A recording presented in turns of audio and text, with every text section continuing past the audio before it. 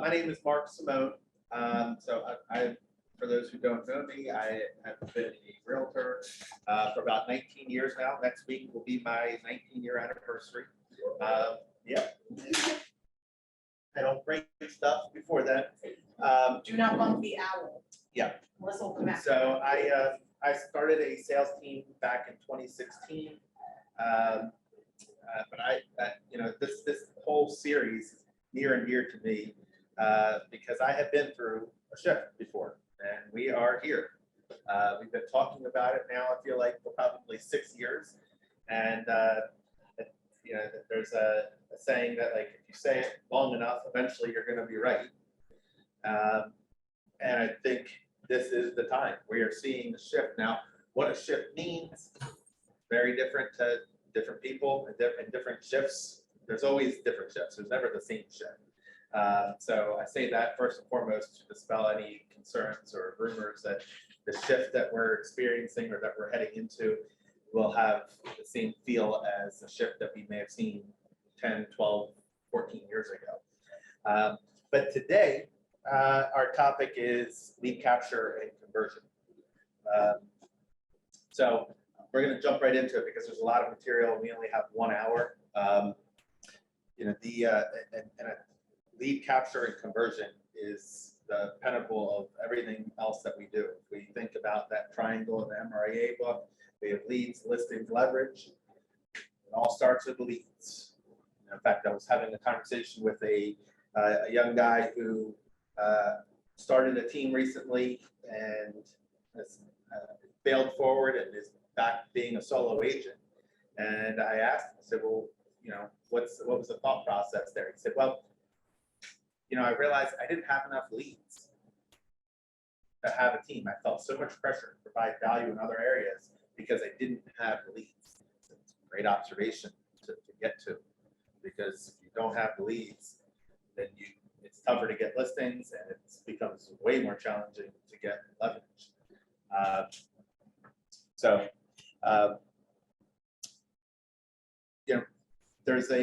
It says, Gary Keller has a great quote: leads don't matter if they don't turn into business, because leads are all around us. They're everywhere we go, every person. I mean, that's one of the beautiful things about our business is that everybody needs a roof.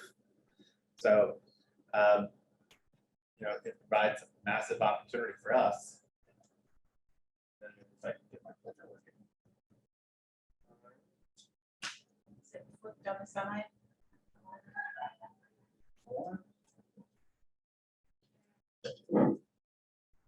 Try something. All right. Technical difficulty. That's not so. Might be just because I didn't click on the sign. Now try. Yeah. All right. Just need to be clicked on that. We are on. So we've got some topics here that we'll go over just to gain some perspective on winning the battle for lead conversion. Capture, connect, closing for the appointment, tracking, reviewing, and improving your skills, and what the bottom line is all about. Somebody would have let Saba in? I think Melissa's handling that, but I'll check and see if she needs me to. Okay.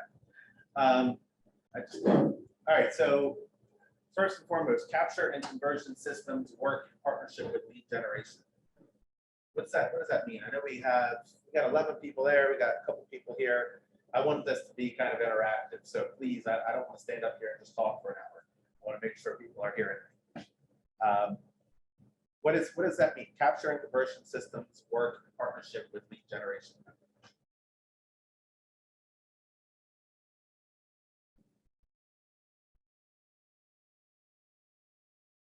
Somebody, even if you're wrong, I'll tell you you're right. They're like the same thing, isn't it? The lead, you're generating leads whenever you capture and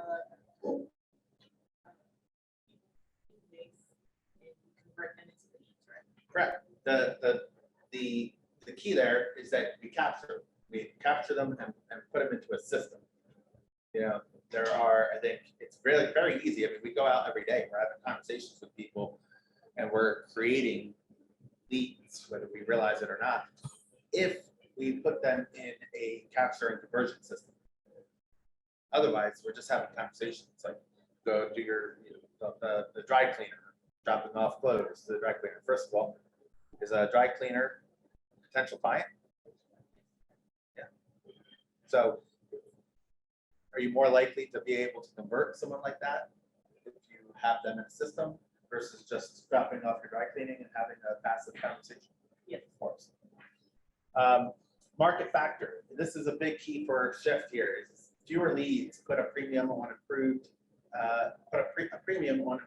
capture and conversion rates. So in a seller's market, you can get away much more easier with a low conversion rate.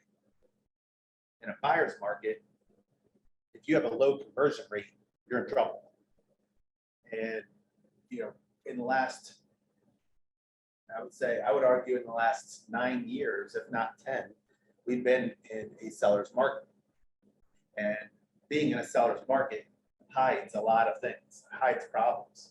That, if we're not tracking our conversion rates, we don't really have a good understanding of where our skill set lies. And so what happens is when a shift occurs and it becomes more of a buyer's market, it reveals a lot of things about our businesses. Look at that.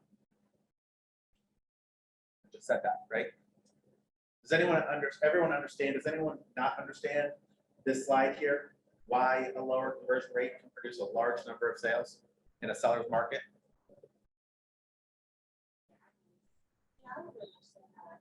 All right. So in a seller's market, a low conversion rate can produce a large number of sales because the market is fast-paced, it's moving. In a seller's market, there are people vying for a shortage of inventory. I mean, that's really the definition of a seller's market. We all understand absorption rates. You know what that is? Absorption rate. So absorption rate is how we determine whether you're in a seller's market or a buyer's market. In a balanced market, well, let me back up first. In an absorption rate is kind of a theoretical number because it never happens in reality. But the theory is if no new homes came on the market, how long would it take for the current demand levels to absorb all of the inventory? So the catch there is there's never a time where no new homes are coming on the market. New homes are coming on the market every day.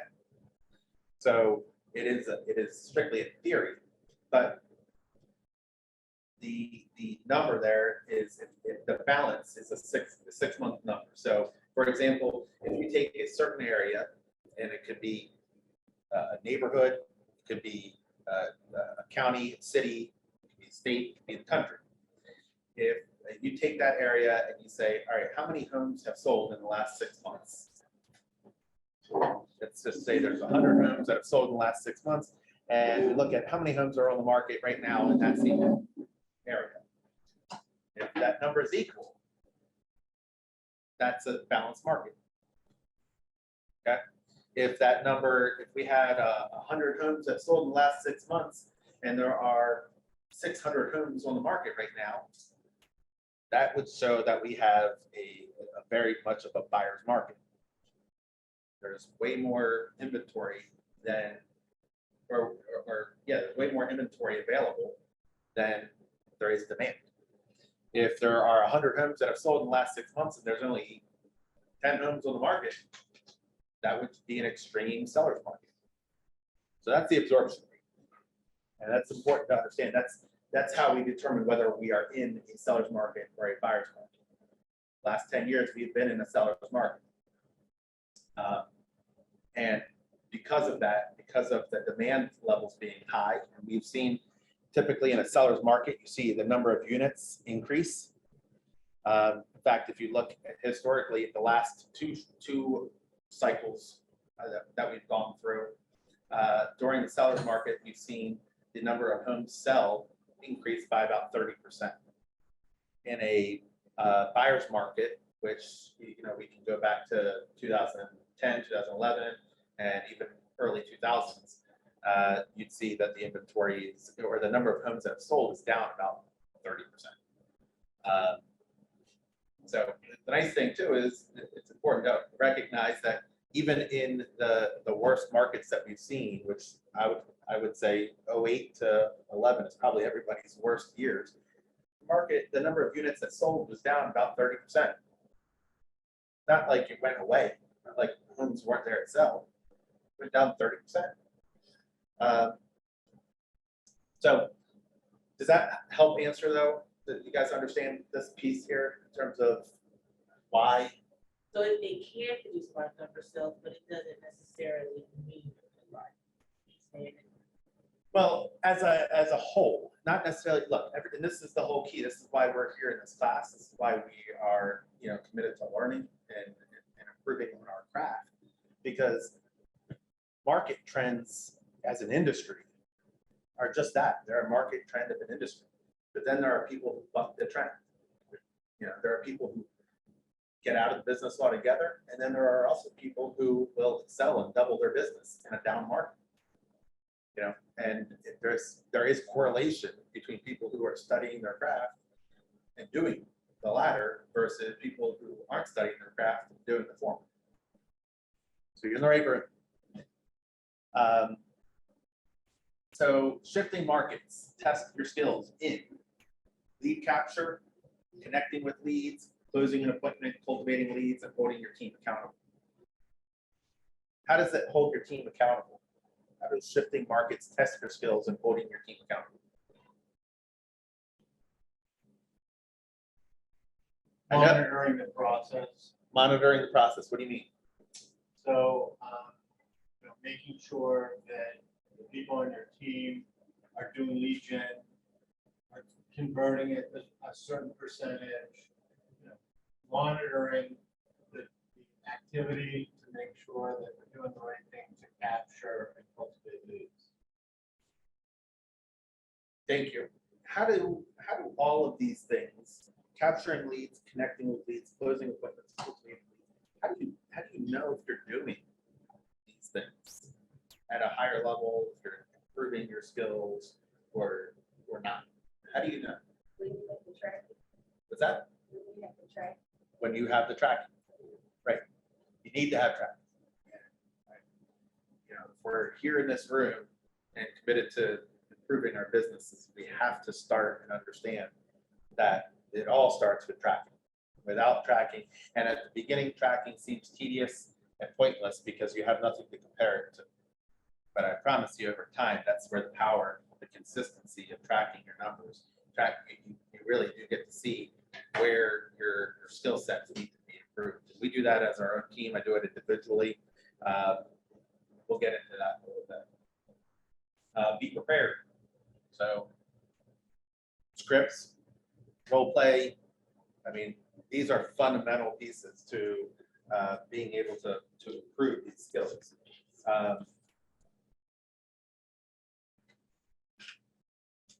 Sorry, here, 1 second. All right, so these are the 4 steps to the conversion process. Can anyone look at this and tell me if there's something wrong with this?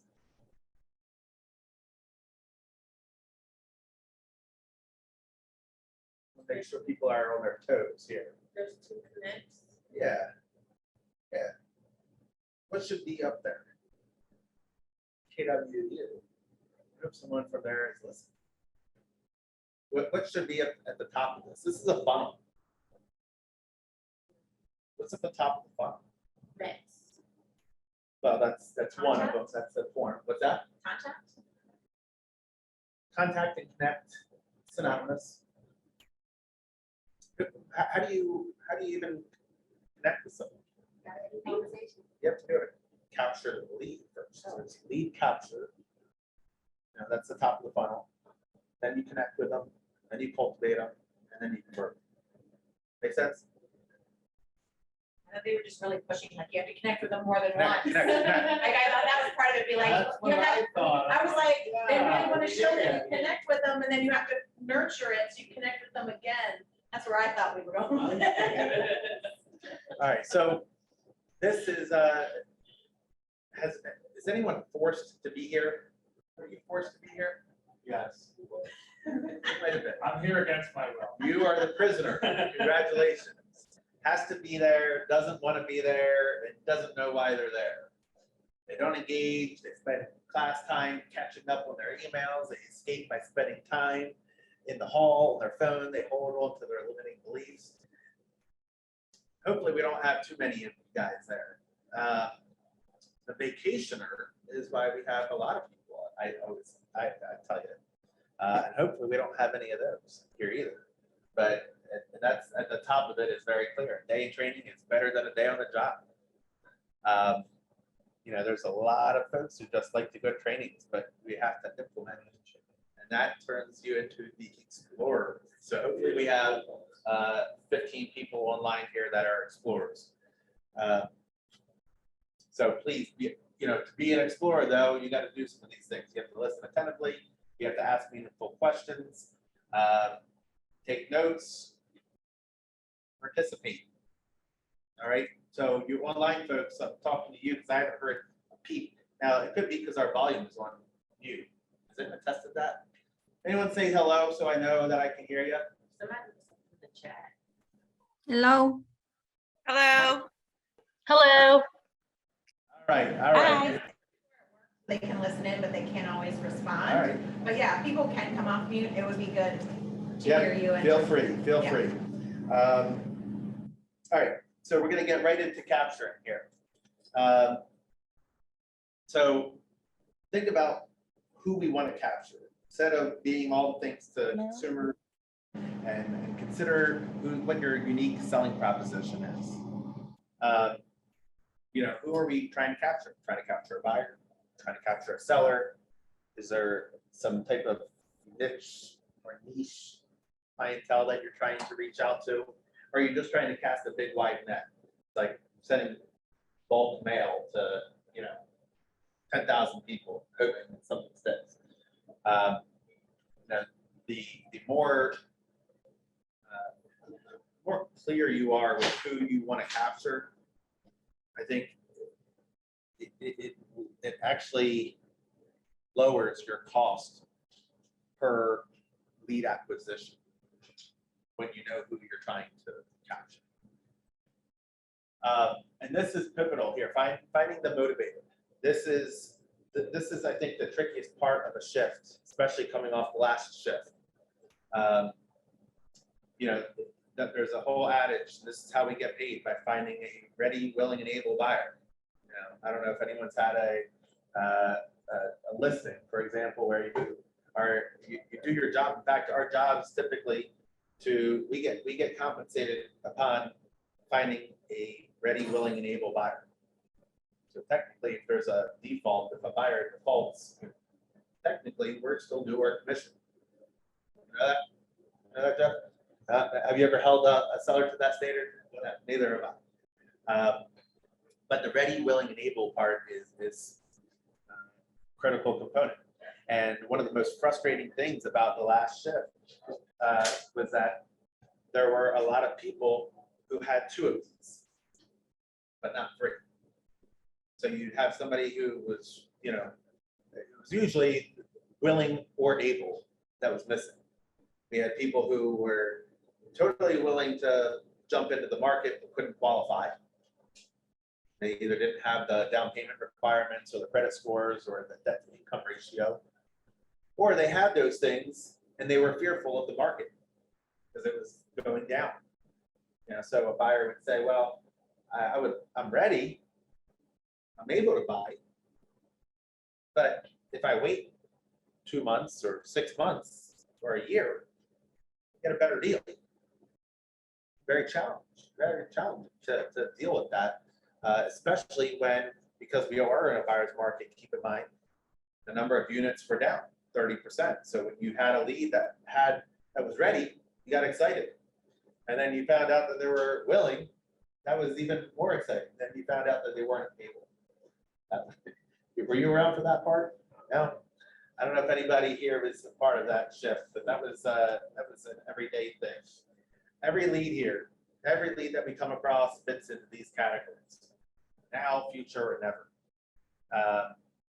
And I think, you know, if you look at first of all, our database should be full of futures. Now is what I would consider the low-hanging fruit. You know, someone falls in your lap, they want to buy right now, or they want to sell right now. That's a gift from above. Future is really where we grow our businesses.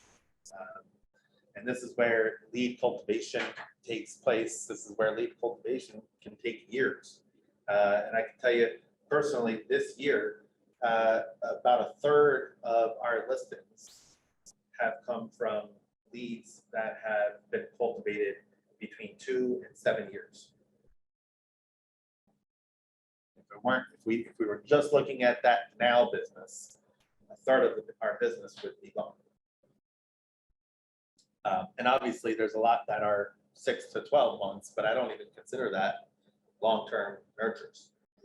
And the nevers, you know, I would, there should be very few nevers, you know, and I take that to an extreme, to a point where we have a buyer lead that comes in, they say that they're working with a realtor, and they end up buying another house, they buy a house with that realtor.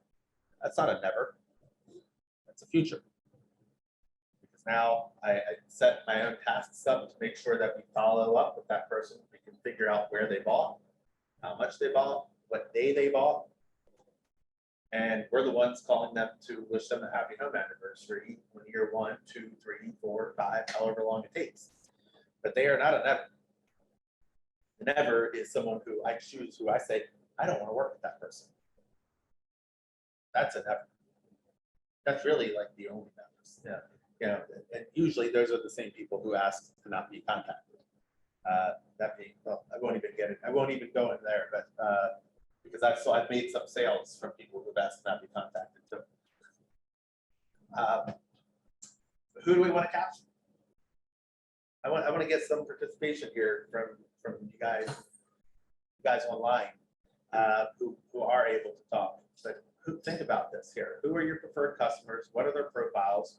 And does your prospecting and marketing target these customers?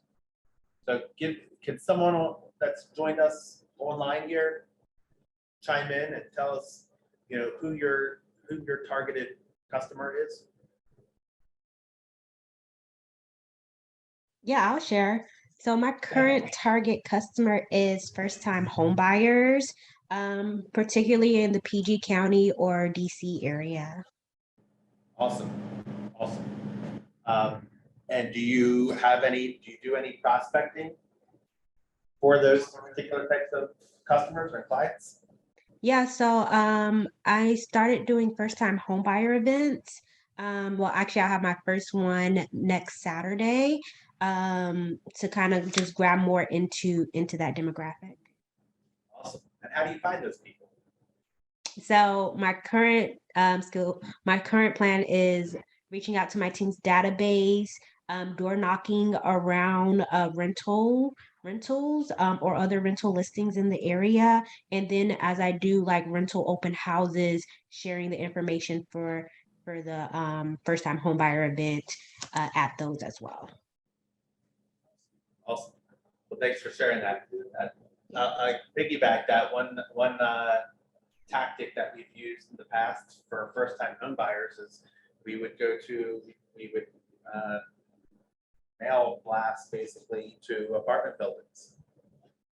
So we would get a first-time home buyer seminar.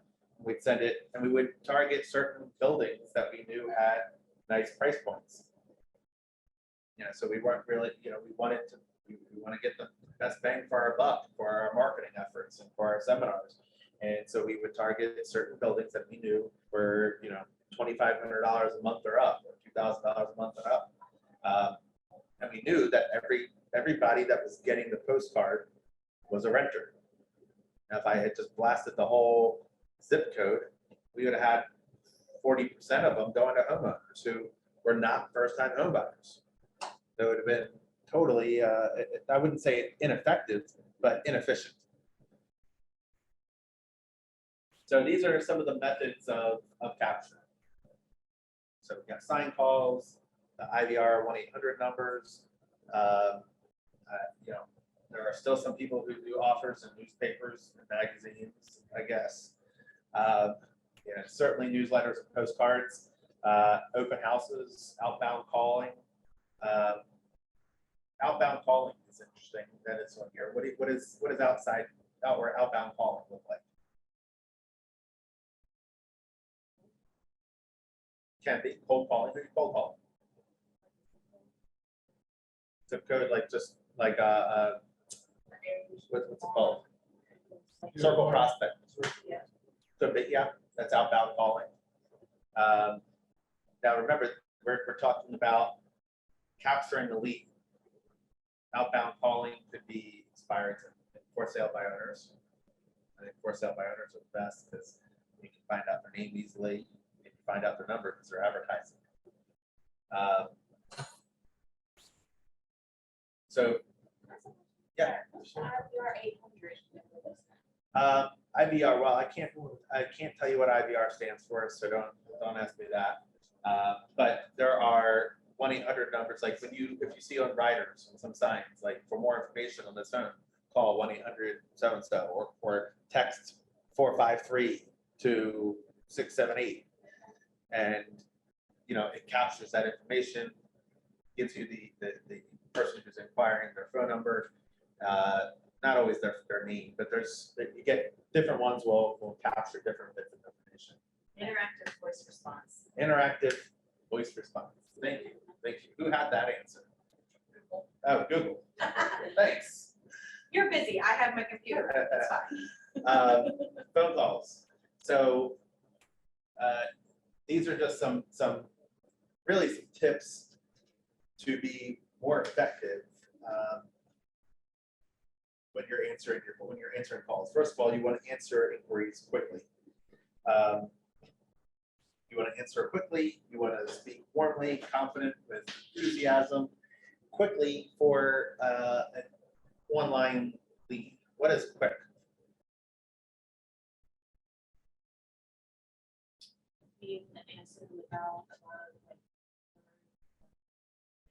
Well, no, I'm asking time-wise. What's quick? Seconds. Certainly. Can't go wrong there. The Price is Right rules, you're the winner. Well, so when you have an online lead that comes in, it's going to come in mostly through some type of written format. Email is usually email, text. You get a lead notification.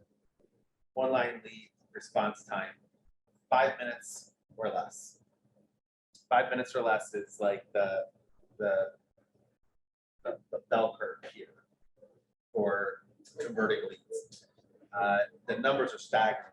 If you respond to an online lead within the first 1 minute, you have I think it's like a 50% answer rate. If you respond in the first 5 minutes, you have like a 30% answer rate. The numbers drop off from there quickly, to the point where if you don't respond within 24 hours or you respond 24 hours later, I think it's like a 3% answer rate. So you just think about the number of leads that you get and how many more you need to get if you're responding in 24 hours versus 3 minutes. You're literally out of 100 leads, you're going to connect with 30 of them if you respond to that lead within the first 5 minutes.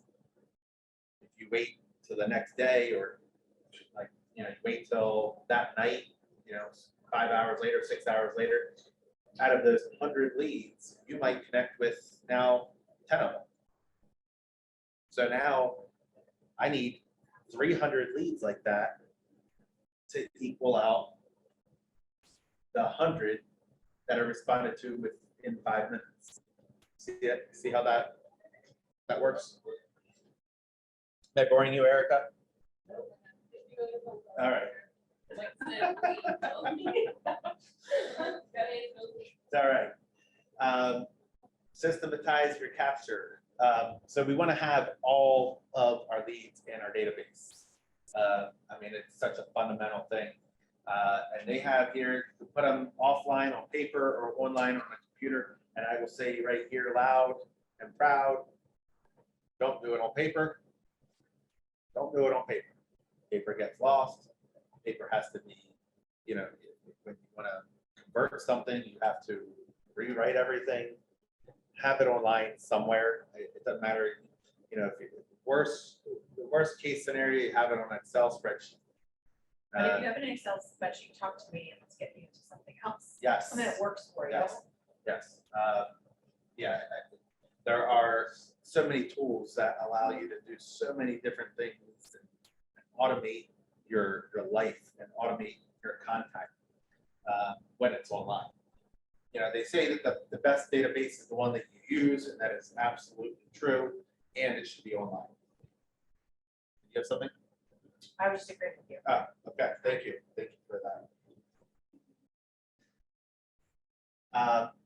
Capturing all your leads in a database. So when you are talking to somebody, someone calls the phone. You know, there's a discussion the other day about when you ask for someone's name. Yeah, when you know someone calls you on one of your listings. At what point in the conversation are you asking them for their name? Pretty quickly, I want to get to where it connects. But and I introduce myself. So yeah, I would say within the first minute. Yes, and I'm of a similar mindset. There are some folks some agents I talk to who wait till the end of the conversation for the simple purpose of thinking that the consumer might be more comfortable revealing that information at the end. I'm of the opinion I want their name up front. I even go for their contact information up front, and I use it in a very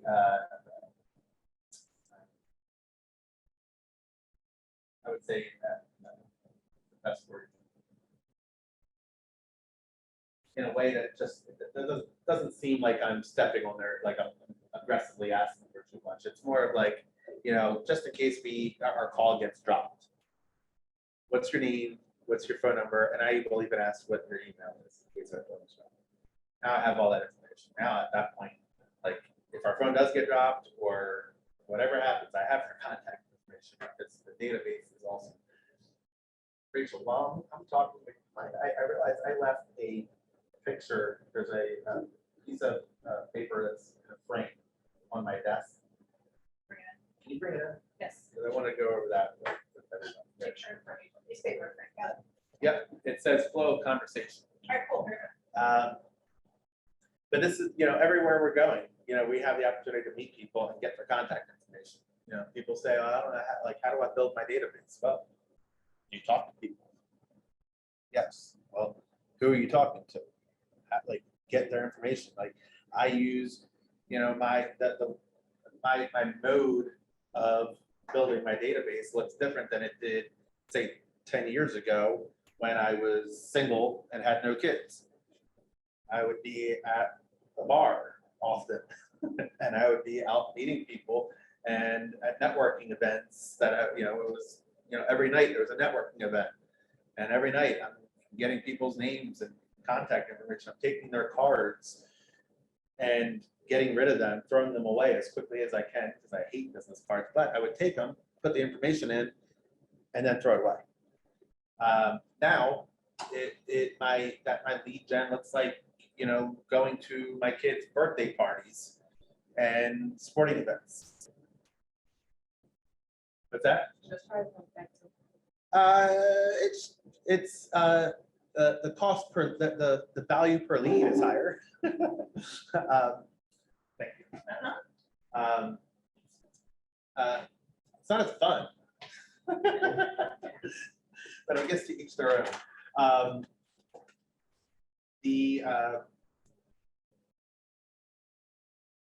All right, so here we'll take a second here. I'll describe my current capture system, but we should all be thinking about how do we capture leads, and do we have automated ways for leads to come in and go right into a database? Yeah, that it's, I don't want to say it has to be that way, but I guarantee you, your businesses will be better when it does. And it's built for time, not just for speed. And so right now we use Command, and we use another third party called Firepoint. We're actually shifting from Firepoint all the way into Command. But the big thing is, how do we categorize our leads? We categorize them in a lot of different ways. And this is where it's really crucial when you have a database that you're, first, you just want to get the information in. Like, I think some people make the mistake of thinking that they have to do everything that the system does in order to be effective, and it can be overwhelming, and you almost get into this analysis or paralysis by analysis mode, where you think too much and too long about what to do that you don't do anything. First and foremost, you just want to dump the information that you have in there, and it should be name, phone number, email address, property address. Those should be like your 4 bare minimums. And then you can, once you have that information, and there's ways to do it too, where, like, for example, there are people who I'm connected with, but I don't have their email address. How do I get their email address? Well, I could just call them and ask them. That's probably the simplest thing. I could also go on a site like LinkedIn and connect with them there. Once I'm connected there, I can see what their email address is. That's one way. But then you get into other more, I would say, more sophisticated data that becomes helpful in strengthening your relationships with people. Because here's the thing, I mean, this is a relationship business, and and it's so difficult to maintain and strengthen and deepen a relationship with 1,000 people, 500 people. How do you do that? Like, you don't do it by having a really good memory. I promise you that. My wife will attest to that, because my memory is horrible, but I have everything written down. I have stories or blurbs of an interaction that I had with a client. I type the notes up, sometimes while I'm on the phone with them, about what we're talking about.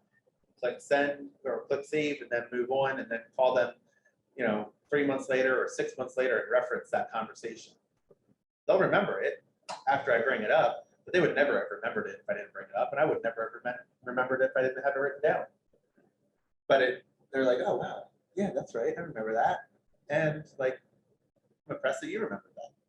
All of a sudden, people think that I haven't really remembered. But categorizing, first-time home buyers, we can categorize by investors. We can categorize by the zip code that they're looking in. I have categorizations for the year in which people bought. I have categories for the month of the year people bought. So when a new month comes around, I got a fresh batch of people in my database who may have bought with me, may not have bought with me, but they bought a home in May. They're going to get a phone call now. It's May. Happy home anniversary, regardless of who you bought the home. And what improvements can you make is another piece, fundamental piece that should always be thinking about.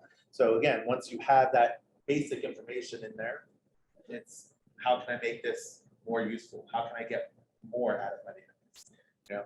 Like, all right, I got all that information. How do I get everyone's birthday? I could call them. I could also go on Facebook, probably pull a lot of birthdays off that. But it's you want to be able to just kind of add on to it over time, and over time, you have yourself a pretty robust CRM or client relationship management software. How are we doing on time here? 11:40. 11:40. I got, all right, so we're gonna Speed counts. speed counts. I think we're talking fast now. Yeah. So we actually talked about some of this stuff already.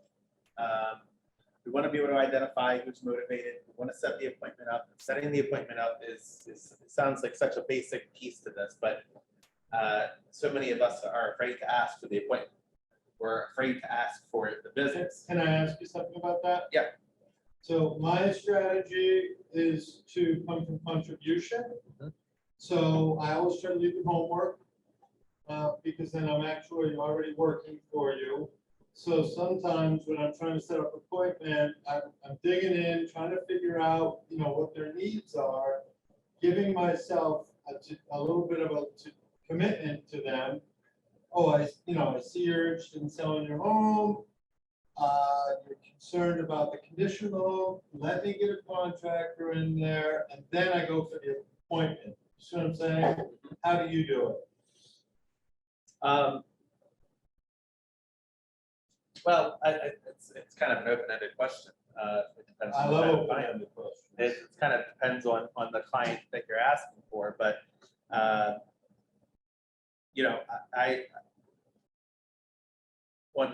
I'm working mostly with sellers these days,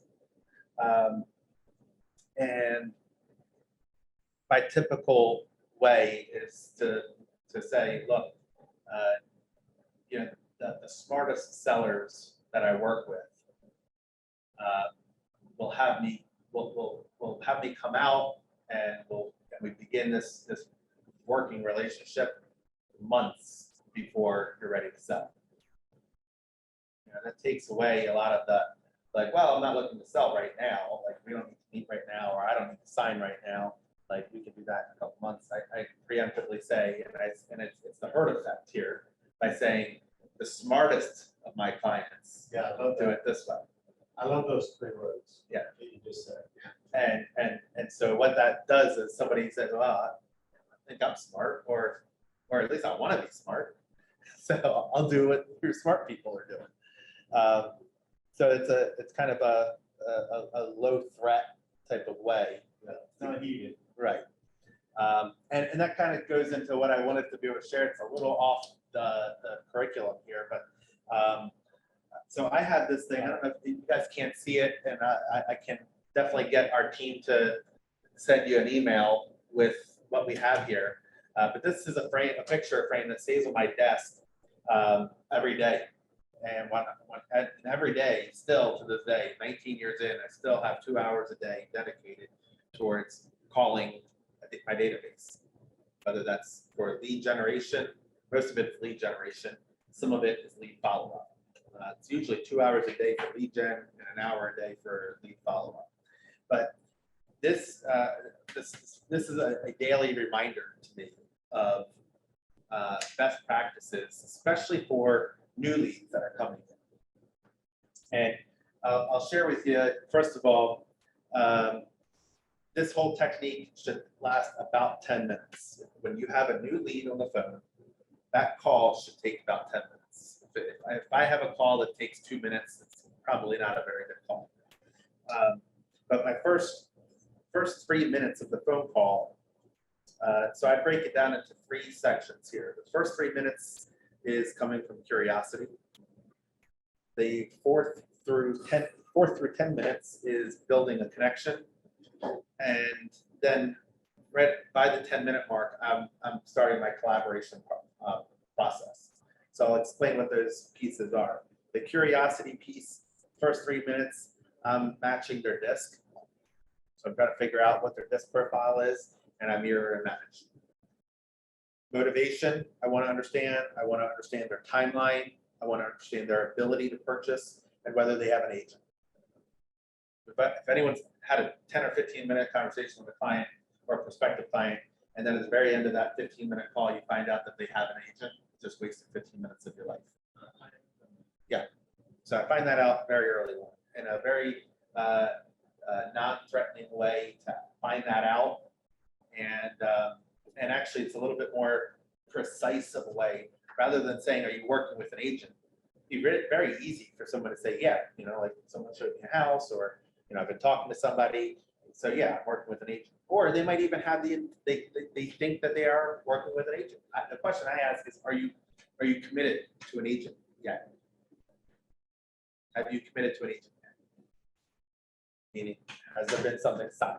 Because if there's something signed, I'm done. But if you are working with an agent, but you have no signed agreement, then you're fair game, right? Right. So that's the first 3 minutes. The next piece is the connection piece, and those are four. So there are 5 pieces to that, and the most important one is Ford. You know what Ford is? Jeff? I can't remember that. This is a good one. This is like, you know what it is? I do, I teach it. Oh, share it. Family, occupation, recreation, and dreams. That's right. That's right. So it's, you know, it's so easy for us to get in this like machine mode of like, you know, okay, what kind of house do you want? How much money do you have? Where do you want to live? All right, let me see what I can find. And there's no report there. And this is where, you know, I think some of the tech companies would like to see our space be eliminated, but they can't get this. They can't do this. This is the family, occupation, recreation, and dreams. What do you do for it? Are you looking for yourself? Are you the only one living in the house? No, I got a family. Oh, okay. Who's in your family? Yeah, this is my spouse. I have 2 kids. I have a dog. Oh, cool. You know, and make a connection like, oh, you know, that's great. I have 2 kids too, or oh, I have a dog too, or you know, I'm single too. Whatever, you know, wherever you can find that connection, you find it. Same with occupation. You know, I mean, it's so funny how many times we don't know what our client does for a living. You know, like what do you do? What do you like? You know, recreation, dreams, same thing. Like you really get to know someone. This is how you get into relationship. This is how you build purposeful business relationships. I go over the pre-qualification process, where they currently live. You know, do they rent? Do they own? What do they want out of their future home? And how do they plan to finance it? That's the 4 to 10 minute. And then at the end, the collaboration piece is the impact, herd effect, game plan, value, schedule the appointment, expectations, and questions. I know that's a lot, but I think we could chop it down to impact, herd effect, game plan. And the impact is like, okay, like now I know what has you ticking. Like, so, you know, it sounds like, you know, it would be really impactful for you and your family to be in that new school district before the school year starts. So if, you know, for people who, and then I shift without them even realizing it into herd effect. So what I've helped, you know, what I've done in the past to help families who, you know, who I've talked to around this time of year who are looking to get into a new school system before the start of the next school year, is that we've sat down and we've gone through a needs analysis of what you're looking for. We've talked about the market trends, what's going on for the specific kind of home, because, you know, if you are looking for a home in, let's say, Towson here versus Pasadena, and you're looking for a home between $300,000 and $400,000, that home is going to be different than a lot of that market. It's going to be different than a lot of other markets. And we see it right here in Baltimore, where we go in the city, the market's a little softer than it is in the county right now. That's a blanket statement, but it's true. Now, there are parts of the county where it's probably softer than parts of the city, right? So it's about, you know, like, so we go into that herd effect of what I've done to help people who are just like you. You know, whether that's I'm a professor at Hopkins. Well, what we've done with a lot of professors who have moved here, who have relocated here for Hopkins, I mean, literally regurgitating whoever they say they are. And that's the herd effect. And then go into game plans. And that's the game plan is to talk about the market trends, the process, what to expect from this process. And so that all makes sense, like throwing a lot out, because I know I got 8 minutes left. Online people, we good? Are you following me? See, there's a couple chats. Do you know what those chats are? I didn't see the might have gone directly to you because it was already, oh, no, someone said before this. And someone asked what the D report. Okay. All right. So ask smart questions. These are all of the questions that you want to understand. This kind of goes right into this form that I just went over with you. Sample questions.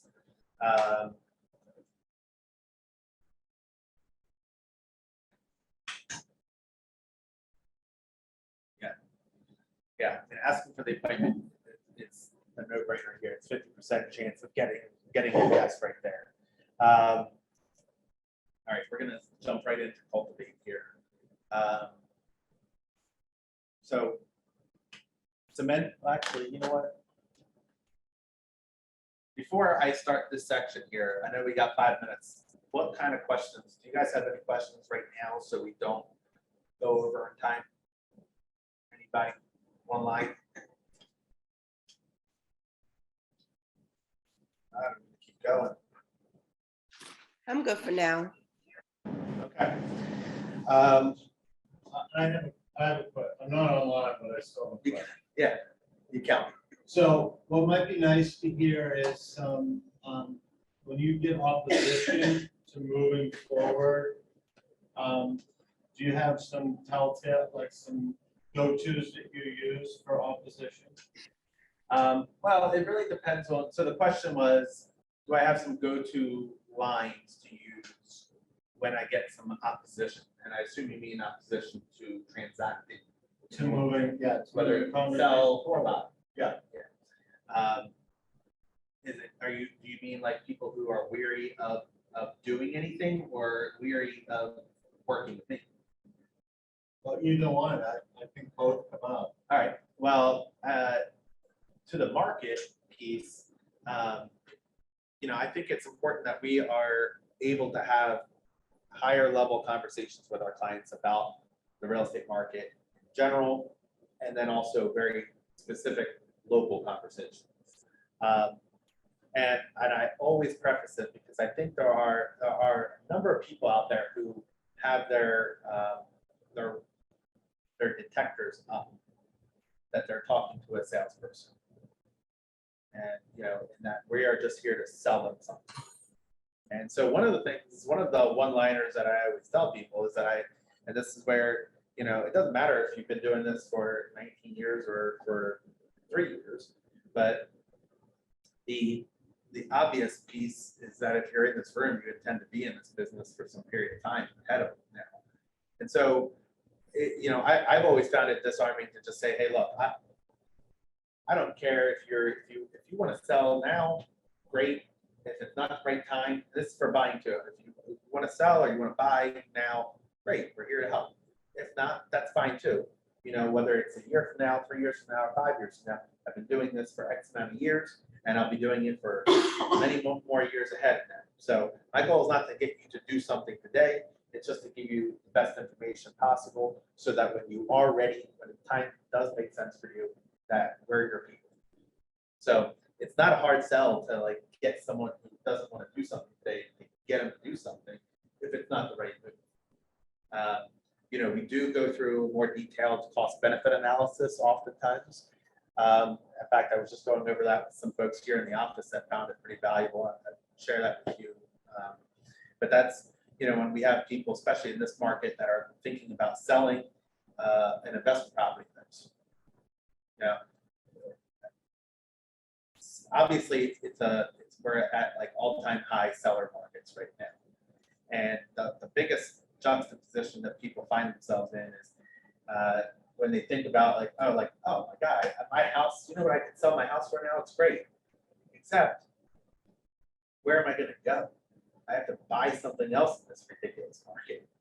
So I'm just going to stay put. It's not real money because you can't, it's like you can sell it, but then you're just swapping assets.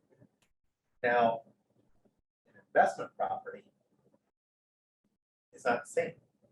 Investment property, this might be a perfect opportunity to sell your investment property at a high point in the market.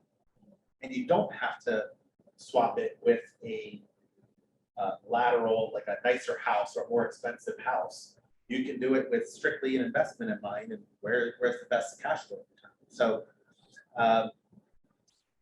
going through a cost benefit analysis with someone to help them understand, does the property make sense on paper? Just financially speaking, get all the emotion out of it, but just financially speaking, does it make sense? Does it make sense to sell or does it make sense to rent? That's one.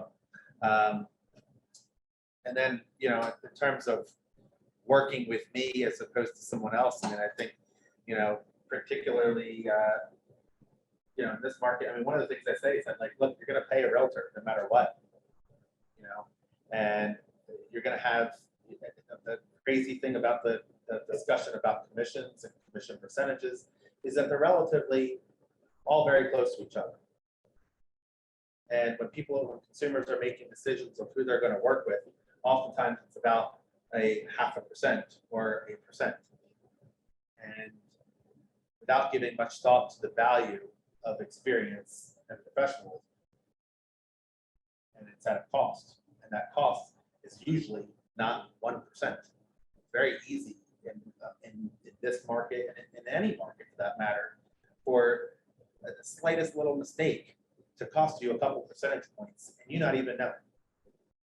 So where are you more likely to be able to really net at the end of the day the most amount of money?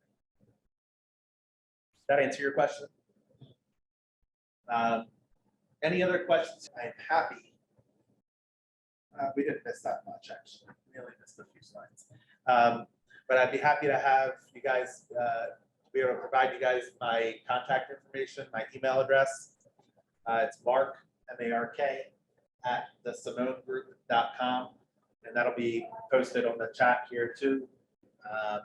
And I'll also give my phone number here too. It's 410-952-1352. Be happy to help and get you through the rest of this. 410-952-1352. 1352. Any other questions out there? I know it's 12, but I will hang out for a question or two. All right. Well, thanks for joining. Thank you, Mark.